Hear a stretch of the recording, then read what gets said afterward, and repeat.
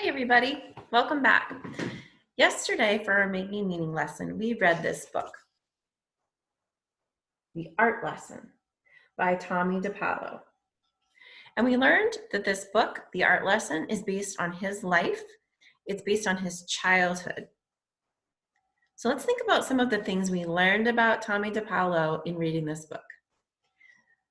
Well, we found out that when he was a kid, he loved to draw. And we found out that his family encouraged him to be original in his artwork. And I also found out that he was able to stand up for himself at the end of the story and ask to be able to use his own special crayons and to be able to have additional paper. Today we're going to do something new. We're going to learn more about Tomie dePaolo because we are going to read a biography of Tomie dePaolo. A biography is a nonfiction piece of writing that teaches us true facts. So we're going to read about his real life. But before we do that, there's something else I want us to do. So let's take a look at Tomie dePaolo and what he looked like as an adult.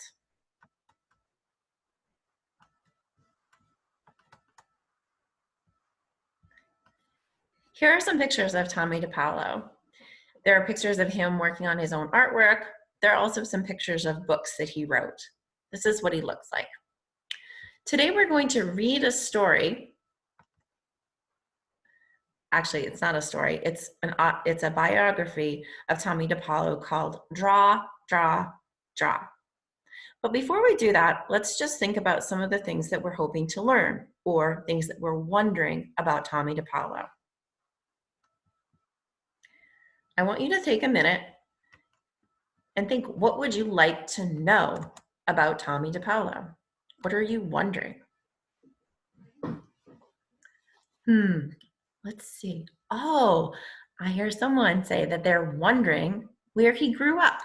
That's great. Let's write that down. Where did he grow up? Great. What else are you wondering about Tomie dePaolo? Okay. Did he always want to be an author?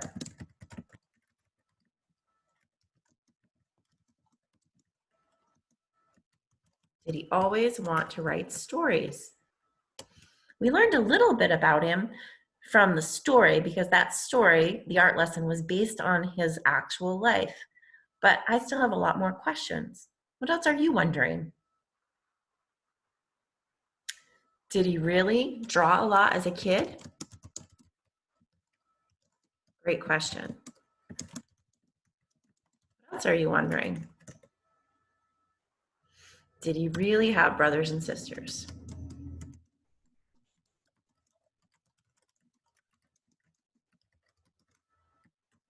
Another great question. What else are you wondering? Oh, yeah, I'm wondering that too. How many books did he write?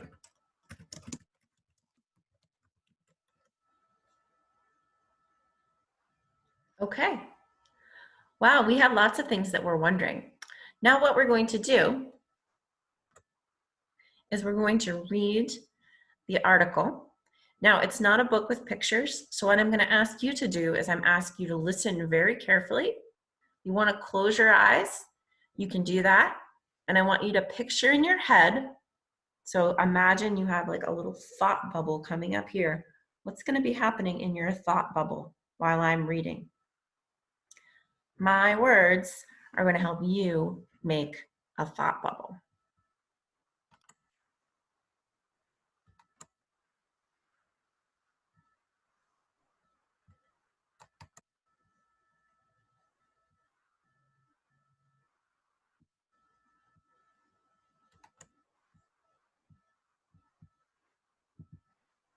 Okay, here we go. Remember, you are imagining and thinking about what you visualize while I'm reading. Tomie dePaolo was born on April 15th, 1934 in Meriden, Connecticut. where his father worked as a barber. A barber is someone who cuts people's hair. His parents named him Thomas Anthony dePaolo after his two grandfathers. His Irish grandpa, Tomie Downey, was a hero of Tommy's. He appears in many of the author's books, including Now One Foot, Now the Other, and Tom. His Italian grandpa, Antonio dePaolo, died before Tomie was born. Why does Tomie spell his name the way he does?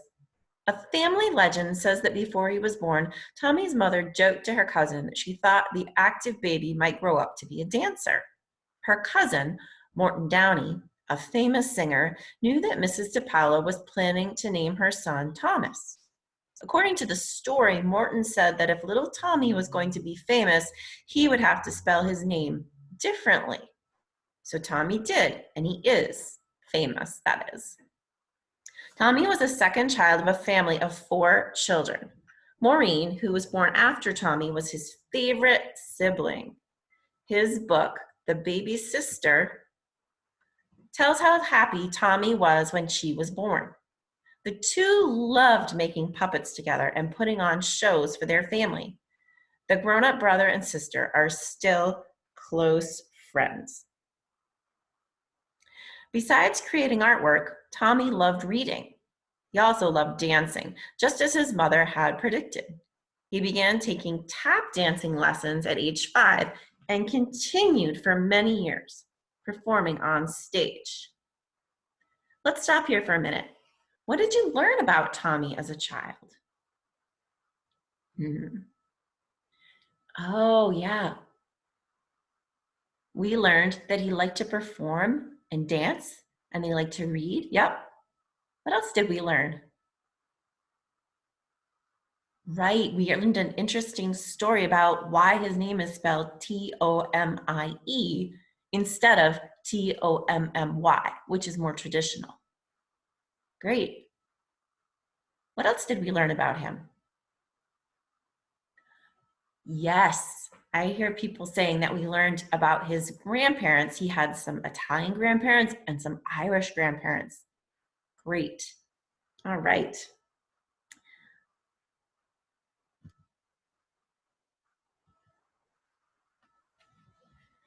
So he began taking tap dancing lessons at age 5 and continued for many years, often performing on stage. As a boy, Tomie had many great teachers.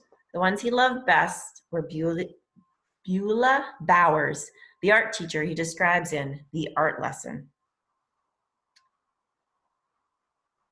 Sorry, I lost my place, guys. The Art Lesson. His 5th grade teacher, Rose Mulligan, who read aloud to the class every day, and Miss Leah, his tap dancing teacher. When he was in 4th grade, Tomie sent one of his pictures to Walt Disney, the famous cartoonist who created Mickey Mouse. Tomie was sure that Mr. Disney would see what a good artist he was, and hire him to make Disney cartoons. Disney wrote back with a letter of advice. He drew all the time. Walt Disney, insisted that Tomie keep practicing. Tomie paid attention to this advice and he drew all the time. Tomie dePaolo says that when children write to him today, he takes their letters very seriously because he knows how important it can be.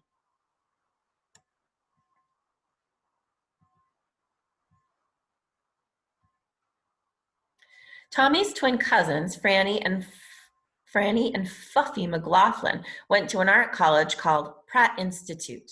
After high school, Tomie went there too. He loved art school and he worked hard there. His teachers encouraged him to keep his eyes open and draw, draw, draw. Some of Tommie's friends at Pratt also went on to create popular children's books. One of them was Arnold Lobel, who wrote and illustrated the Frog and Toad series. Even though he practiced all the time, it took many years for Tomie to get his first job as a book illustrator, drawing the pictures for a nonfiction book called Sound, written by Lisa Miller. Soon, Tomie began to write his own books instead of just illustrating other writers' work. Many of his books are based on his own life. In the art lesson, he describes his beloved art teacher, Mrs. Bowers, and the box of 64 crayons that he received as a birthday gift. Nana upstairs and Nana downstairs tells about Tommie's Irish grandma and great-grandma. Oliver Button is a sissy, reveals that as a boy, Tomie was terrible at sports, though he was a fabulous tap dancer. Tomie dePaolo also writes and illustrates religious stories, folk tales, and made-up stories with funny characters such as Strega Nona, Big Anthony, and Bill and Pete, pals who happen to be a crocodile and a bird. Today, now this part of the writing is actually a little bit outdated because Tomie dePaolo just recently passed away. That means that he just recently died. But up until very recently, he lived in New London, New Hampshire. To make an art studio, he fixed up a large 200-year-old barn.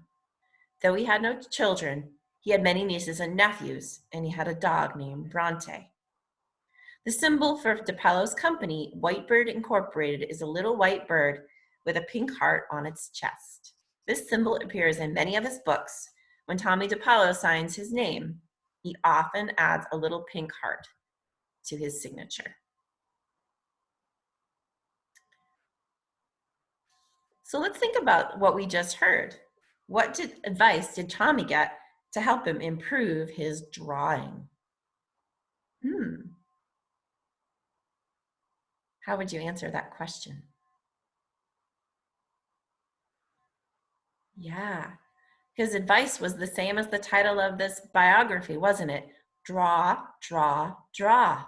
Keep on drawing all the time. Where did Tomie get some of his ideas for his stories? Yes, he got a lot of ideas from people he actually knew, like Mrs. Bowers. Yes, also, he got ideas about the things that he liked to do, like drawing and dancing. What else? Yes, sometimes he made up his own characters. This gives me a lot of ideas about things that I could write about. How about you? So, what did you see in your mind while I was reading the biography? Which words helped you to make that picture?